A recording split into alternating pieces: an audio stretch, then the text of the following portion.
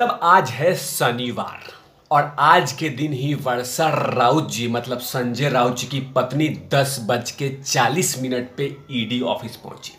10:40 पे सुबह में, क्योंकि उन्होंने ईडी ऑफिसरों से कहा था कि मैं शनिवार को पेश होंगी और उसी को लेकर 10:40 पे संजय राउत जी की पत्नी वर्षा राउत जी पेश हुई और वो तमाम सवाल ईडी ने तैयार कर रखा था कि सवाल कौन कौन से पूछने हैं और कौन कौन से सवाल के जवाब हमें संजय राउत जी की पत्नी से चाहिए, अब वो भी आमने सामने, क्योंकि संजय राउत जी ऑलरेडी उन तमाम 19 सवालों के जवाब दे चुके हैं। संजय राउत ने ऑलरेडी बहुत सारे सवालों के जवाब नहीं दिए हैं और दिए भी हैं, उन तमाम चीज़ों का आंसर कहीं ना कहीं ईडी ने रख लिया होगा और अब ईडी चाहती है कि संजय राउत का बयान और वर्षा राउत जी का बयान मैच करना चाहिए। अगर मैच नहीं होता है तो फिर से प्रॉब्लम होगा संजय राउत जी के लिए और वर्षा राउत जी के लिए। आखिरकार वो कौन कौन से सवाल पूछी है, इन तमाम चीज़ों की चर्चा इस पूरे एपिसोड में करूंगा और साथ में फिर से इमोशनल कार्ड खेल दिया है संजय राउत ने। इस चीज़ों की चर्चा इस पूरे एपिसोड में। नमस्कार, आप देख रहे हैं तिवारी भैया, मैं हूं वेद प्रकाश। पात्रा चौल जमीन घोटाले मामले में ईडी लगातार अपनी फाइल को मजबूत कर रही है, क्योंकि अगर ईडी की एक भी गलती से संजय राउत बच जाते हैं या इस घोटाले का एक्सपोज नहीं होता है, विस्फोट नहीं होता है, तो ये तमाम जो विपक्ष लगातार ईडी पे हमला बोल रही है वो हमला और तेज कर देगी और हमला शुरू कर देगी कि देखो देखो संजय राउत बरी हो गए, देखो देखो संजय राउत बरी हो गए, संजय राउत बुरी हो गए। हम लोग कहते थे कि संजय राउत निर्दोष है, हम लोग कहते थे संजय राउत निर्दोष हैं, और ये एनर्जी बूस्ट मिल जाएगी विपक्ष को। और ईडी नहीं चाहती कि ये एनर्जी बूस्ट विपक्ष को दें, क्योंकि लगातार किसी न किसी तरीके से ईडी के ऊपर में हमला हुए जा रहे हैं, वो चाहे टीएमसी हो, चाहे कांग्रेस हो, चाहे वो कोई भी बड़ा विपक्ष का नेता हो। लेकिन मैं बात कर रहा हूं वर्षा राउत जी के बारे में। आज शनिवार का दिन है और आज के दिन ही 10:40 पे वर्षा राउत जी ईडी के ऑफिस में पहुंची थी और वहां पे सवाल थे, सिर्फ कुछ ऐसे सवाल थे जिनके जवाब वर्षा राउत जी को देने ही होंगे।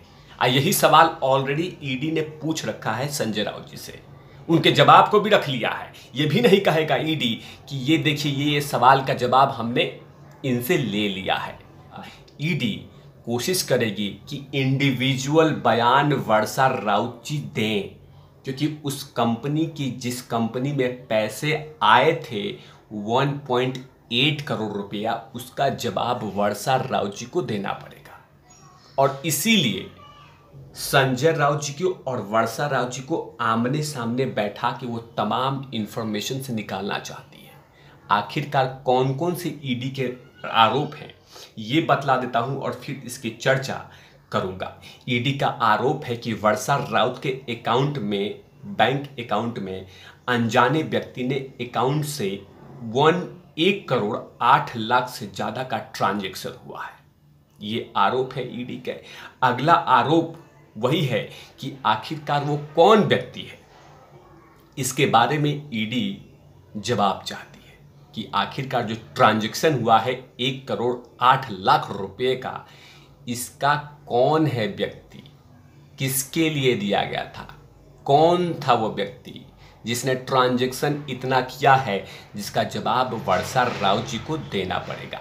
आगे ईडी का आरोप है कि प्रवीण राउत द्वारा पात्रा चौल घोटाले से कमाए गए 112 करोड़ में से 1 करोड़ 6 लाख रुपए संजय राउत और वर्षा राउत के खाते में आए थे। इन्हीं पैसों से वर्षा राउत ने दादर में फ्लैट खरीदा था, तब जांच शुरू हुई थी।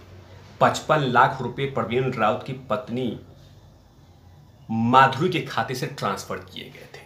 मतलब पूरी तरह से करप्शन का जाल बुना गया था। मतलब प्रवीण राउत, जिनके ऊपर में ऑलरेडी आरोप है, जो कॉन्ट्रैक्टर हैं, जो बिल्डर हैं, उनकी पत्नी माधुरी राउत के अकाउंट से संजय राउत जी की पत्नी के अकाउंट में पैसा आया था। मतलब लगातार घिची बिची किया गया है, लगातार इधर से इधर, इधर से इधर, इधर से इधर पैसे किए गए हैं।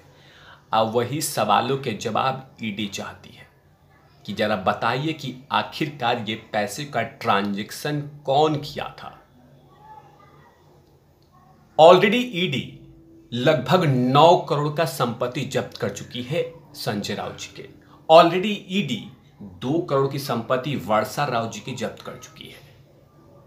और ये जो लोग बोल रहे हैं कि हाँ संजय राउत जी निर्दोष हैं, तो वो जो 9 करोड़ ईडी ने जब्त किया है उसको निकलवा लीजिए कोर्ट के थ्रू, लेकिन वो नहीं कर रहे हैं। वो जानते हैं कि कहीं ना कहीं किसी न किसी तरीके से हम इस मामले में पूरी तरह से फंसे हुए हैं, और वो बार बार यही कर रहे हैं कि इमोशनल कार्ड खेल रहे हैं।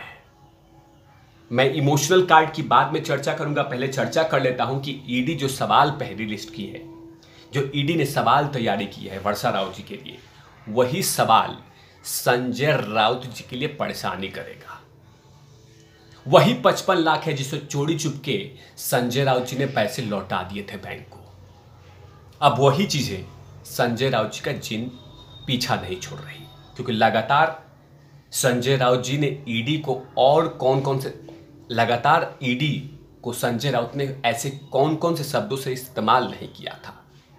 आज वही ईडी लगातार चौड़े होके पति पत्नी से सवाल पूछ रहे हैं, और उस सवालों के जवाब देना बहुत भारी पड़ रहा है। ये रिपोर्ट बतलाती है कि आखिरकार इतना बड़ा ट्रांजैक्शन का पैसा किस किस के नाम से दिया गया था और कैसे कैसे पैसों का खेल खेला गया था। इन तमाम सवालों के जवाब वर्षा राउत जी को देना होगा। फिलहाल अभी ईडी की नज़र है कि वर्षा राउत को वो तमाम बयान को और संजय राउत के तमाम बयानों को मैच किया जाए। अगर मैच करता है तो बल्ले बल्ले, अगर मैच नहीं करता है, अगर उसमें कहीं पे भी कोई स्टेटमेंट बदलाव होता है, तो संजय राउत जी के लिए प्रॉब्लम ही प्रॉब्लम होगा। अभी फिलहाल 2 दिन का और वक्त है, और ईडी नहीं चाहती कि कहीं पे भी कोई सबूत छूट जाए।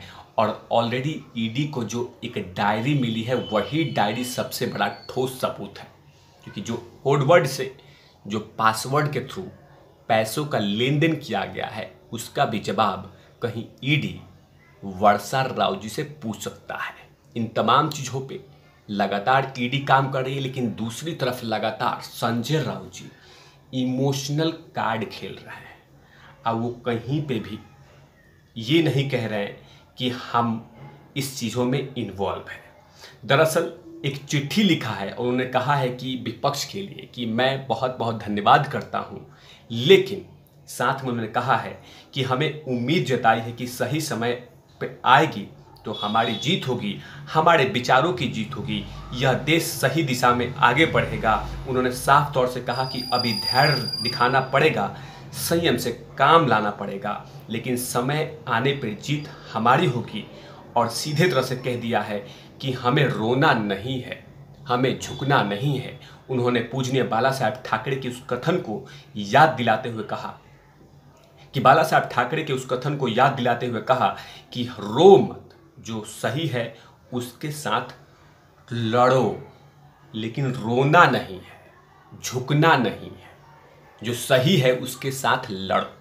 तो संजय राउत जी, पात्रा चौल घोटाले में आप लड़िए, और ईडी भी लड़ रही है, लेकिन ये तमाम चीज़ों पे लगातार ईडी अपनी फाइल मजबूत कर रही है।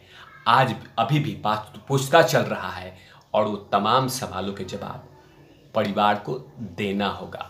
मुश्किलें कम नहीं है, 8 तक ईडी के सवालों के जवाब किसी न किसी तरीके से देना होगा। अगर नहीं देते हैं तो भी मुश्किलें बढ़ेंगी संजय राउत जी के लिए और उनके परिवार के लिए। इन तमाम चीज़ों पे तिवारी भैया की लगातार नज़र रहेगी। पात्रा चौल घोटाले पे लगातार कहीं ना कहीं किसी न किसी तरीके से रिसर्च करके वो तमाम इन्फॉर्मेशन आपको दिखलाते रहेंगे।